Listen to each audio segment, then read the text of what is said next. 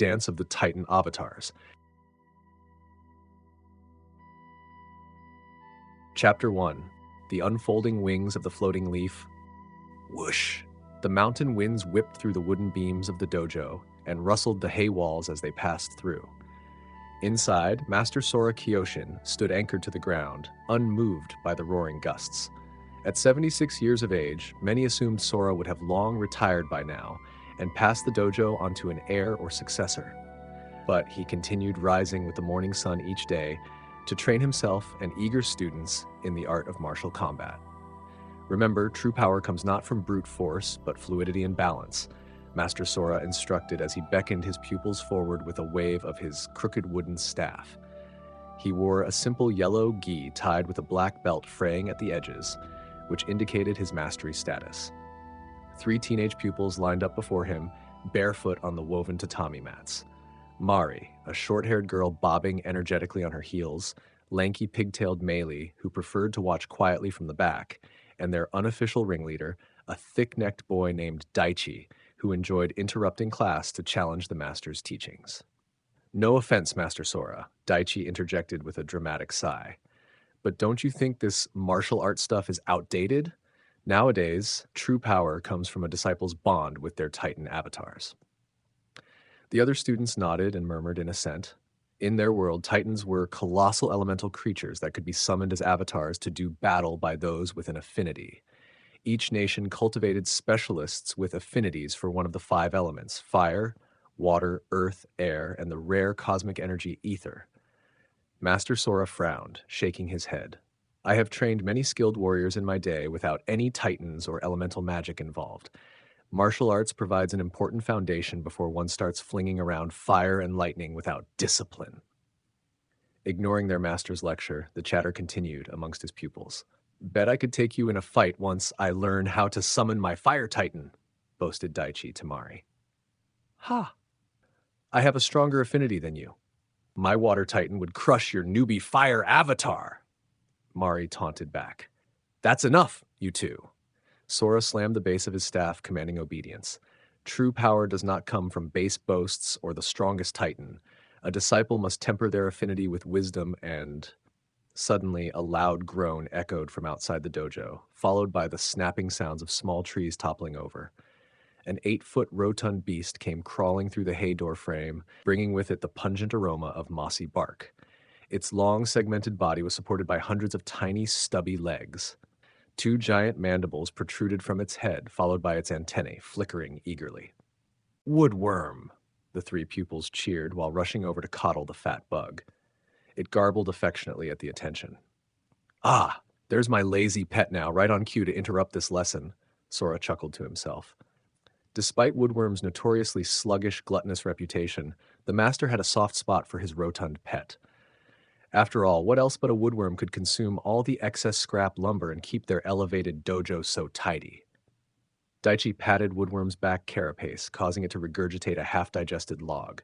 "Who's a good boy, chopping us firewood?" "Ugh, disgusting!" Mari gagged as Meili rolled her eyes but continued gently stroking its antennae. Master Sorah clapped twice with authority. "All right, enough distraction. Back to your defensive postures." The 3 students quickly bowed apologetically before reforming a line on the mats, imitating Sorah's upright horse stance. Woodworm warbled softly as it crawled towards its feeding corner and collapsed on a pile of shredded wood chips with a ground-shaking thud. Sorah kept one eye on his pet while walking down the line, adjusting his pupils' elbows and checking their balance. "Remember, your center is your base. Keep your feet firmly rooted so no attack can topple you." Sorah swept low with his staff, checking his students' stances against the strike. Meili wobbled slightly, but held firm. "Is this really necessary, Master?" Daichi whined. "Can't we skip to the lesson on offensive Titan techniques?" Sorah sighed. He admired Daichi's drive, however misplaced. In their cloud hamlet, children discovered their elemental affinities through coming-of-age rituals before bonding to a personalized Titan avatar. Those gifted became avatar guards or protectors, training to join the village sky patrol on cloud dragon mounts. They kept vigilant guard against invaders from rival nations. Meanwhile, those with weaker or no affinities often became craftsmen, glassblowers, weavers, and builders that kept the village thriving. This suited families fine, as not everyone could become a legendary protector anyway. However, Daichi came from a long lineage of fire protectors. He was eager to uphold this honorable legacy and constantly questioned Sora's unconventional fighting techniques. If only he knew the sorrows in my past, Sora thought. Perhaps the boy would better understand why one must never depend solely on magic, as unreliable as the winds. We must build a solid foundation before summoning titans into the mix. Daichi, Sora patiently explained. Martial forms teach vital breath control and discipline, else a reckless disciple could lose themselves in the heat of battle. Sora demonstrated by sucking in a long, controlled breath before striking the air swiftly with his palm and fist. Though aged, his movements flowed swiftly like water across stone. In battle, you must remain flexible to weather any blow. Stand tall as the spruce in a storm. The students nodded, attempting their own punches and blocks. Their stances wobbled, roots still too shallow. Master, maybe we'd progress faster with a bit more hands-on instruction? Melee asked timidly. You used to arrange sparring matches with the Sky Patrol. Could we maybe train against real protector trainees? Sora's face fell slightly. Well, after last year's incident, Elder Lu thought it best we no longer associate so closely with the protectors. An uncomfortable silence filled the dojo. Most of the village had distanced themselves after Sora's last protege had turned rogue. Arrogant Yonosuke had boasted his titanless martial skills could defeat any bender. When Yonosuke lost spectacularly trying to best a veteran Sky Captain's Titan in the village arena, he turned vengeful, trying to sabotage the Great Cloud Dance Festival by smashing giant seed crystal shrines that kept their islands afloat. Thankfully, Sora had stopped Yonosuke's attack, but not before several cloud butterfly aviaries were damaged, destabilizing the hamlet's flight aura temporarily. Yonosuke fled after the battle, expelled under suspicion of consorting with their rivals in the Dune Empire. After this incident, the elders decreed Sora's teachings were dangerous and eroding tradition. Do not worry, with practice you shall all progress just fine, Sora encouraged his pupils. I swear I'll be your best student ever, Master, Daichi proclaimed. No way would I ever turn traitor like stupid Yonosuke. You honor me with your dedication, Daichi. Sora smiled warmly. Now, shall we run through low spear defense combos? The afternoon lesson proceeded well, with students making decent progress. Sora kept an eye on lazy Woodworm, who snored gently in the corner amidst fresh wood shavings, having filled his belly so rotundly he could barely twitch his tiny legs.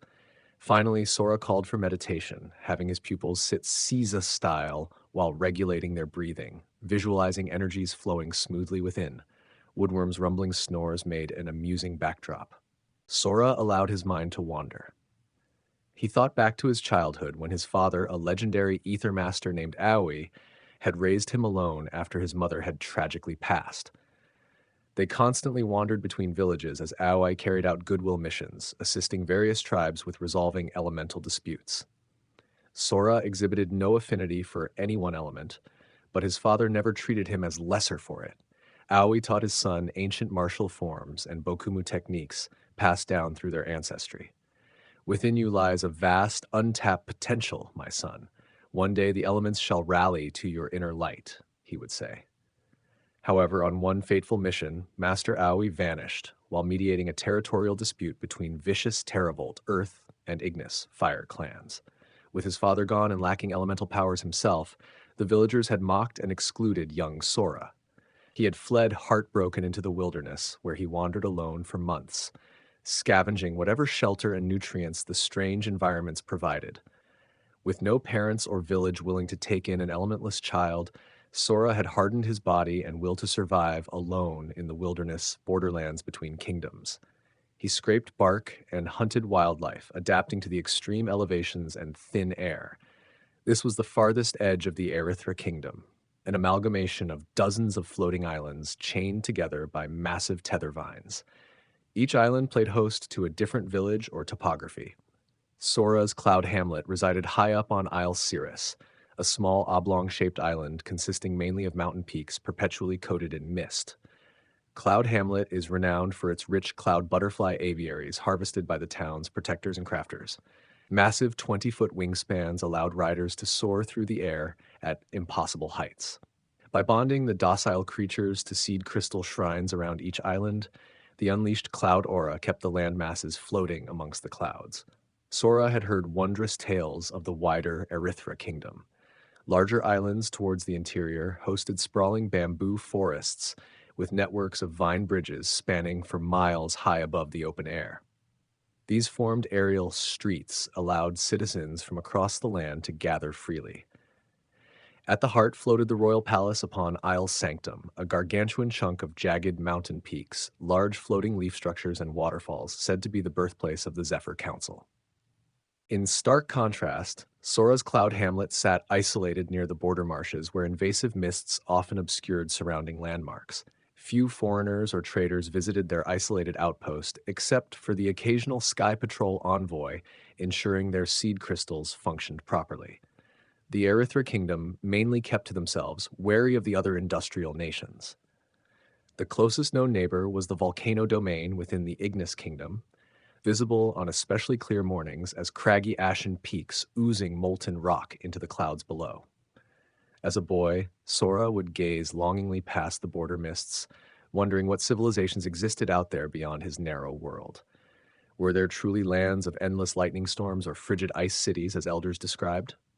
Now, as a grizzled adult, Master Sorah understood the comforts of ignorance and isolation for small villages like his. Let those arrogant volcanic bastards battle the sand devils from the Dune Empire if they wish, he thought. We shall embrace the clouds' protection, wanting no part in their endless feuds over territory and imagined slights. Our people respect the wind's wisdom. A high-pitched whine snapped Master Sorah from his daydreaming. He glanced up, realizing too late that one of his students had been calling out. Lanky Melee pointed worriedly towards the outside terrace where plumes of black smoke were suddenly rising between structures. "Master Sorah, come quick! Something's happening down there!" Melee cried, her usual timid voice now edged with panic. Daichi and Mari scrambled up from their mats, flocking to the windows. Sora rushed over with a speed belying his advanced age, dreading what new crisis could be unfolding now to further blacken opinions against his dojo. Had that rogue pupil Yonosuke truly returned, seeking petty vengeance after all this time? Sora feared his teachings may only breed more chaos despite pure intentions. Squinting towards the town center in the distance below, Sora's stomach dropped as he spotted something worse than any personal grudge. Lumbering over the cloud butterfly aviaries was a terrifyingly large Titan avatar wreathed in molten rocks, signature of the Ignis and Terravolt kingdom, combining elements. And perched atop its smoldering head was a battalion of sand devils and pyro warriors wielding curved spears. They had somehow infiltrated this far past their island barriers. "Children, quickly, we must!" Sora started shouting orders to escort his pupils towards the underground tunnels in the mountain for safety, but his words were drowned out by a nightmarish scream as the intruding Titan avatar reared back and unleashed a towering inferno upon the fragile bamboo structures of Sora's neighborhood. Boom, boom, boom. Dozens of Cloud Hamlet residents fled screaming as the flames rapidly engulfed the surrounding hillside dwellings. "My family! No!" young Mari screamed, breaking down and weeping before the horrific blaze now devouring her household. Melee and Daichi rushed to comfort their peer. Sora's heart shattered at the pain and destruction ravaging his home. Encountering panic, Master Sorah forced himself to regulate his breathing, steadying his mind, just as he had taught his pupils moments earlier. He calmly assessed their options. The emergency underground tunnels leading away from town suddenly seemed too risky with air quality plummeting. Their best hope was to evacuate into the open skies and pray the Sky Patrol could intercept them shortly. Sora whistled sharply twice, calling out to his pet woodworm. Despite the chaos and flames now swallowing their home, loyal woodworm came crawling rapidly out from the woodshed towards its master's call.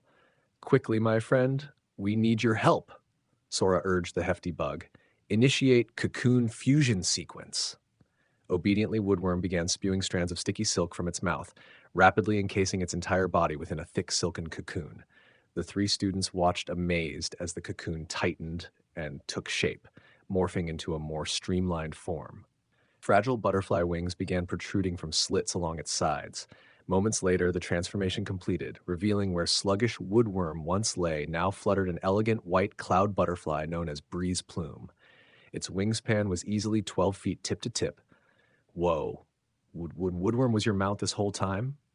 Daichi exclaimed in disbelief. Why didn't you tell us? No time for questions now. Hurry aboard.